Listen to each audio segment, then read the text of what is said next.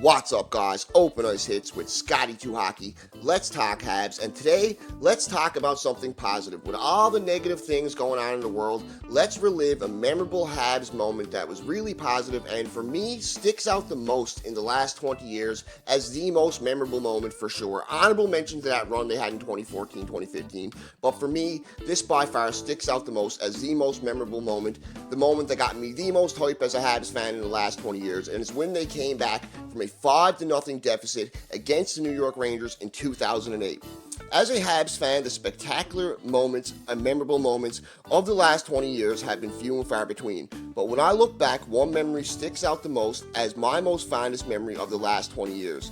Maybe it's because a fellow Newfoundlander in Michael Rodder was a major contributing factor to the magic that occurred on February 19th, 2008 at the Bell Centre in Montreal, where I can only imagine how crazy the atmosphere must have been, where a down-and-out Habs team went on to erase a 5-goal deficit to the New York Rangers, winning the game 6-5 in a shootout after a spectacular overtime. It was a game where Montreal, after falling down 5 goals, looked like all the wind was gone out of their sails and they were just weren't going to put up much of a fight and just take the L. Shanahan had scored twice in the game, Jágr had 4 assists in the game, and Dubinsky and Avery also scored 14 seconds apart, along with a Chris Drury goal 28 seconds into the second period, putting the Rangers in a position to take the easy W. But the Habs players had other ideas in mind, especially Kovalev, Koivu, and Rodder. And once New York took their foot off the gas and tried to coast, Montreal went all out and mounted their biggest comeback in franchise history. I remember jumping out of my seat when Rodder scored the first Montreal goal 15 minutes into the second period. I was just happy that a fellow Newfoundlander and one of my personal favorite players had scored a goal and ruined the shutout, so it wasn't a complete embarrassment. Little did I know what was about to happen. As Rodder scored again before the second period ended, you could see a certain energy go through the Habs players and go through the Habs coaching staff. The bench just looked wild, and they looked like men on a mission in the third period, out-skating, out-chancing, and physically dominating the Rangers team that is slowly starting to end up on their heels. Then 6:43 into the second period, Alex Kovalev scores the third goal, making the impossible now seem possible.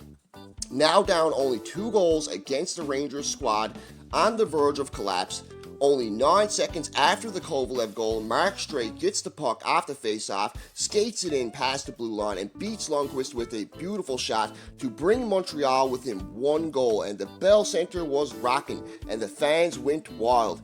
Many players like Mike Komisarek look back on that day as the best game and atmosphere they've played in. But anyways, let's get back to the stats. With just under 5 minutes left in regulation, Alex Kovalev scored a power play goal that sent a roar through the crowd and tied the game. After a spectacular back-and-forth overtime where both teams had great moments and both teams had chances to win, it all came down to a shootout.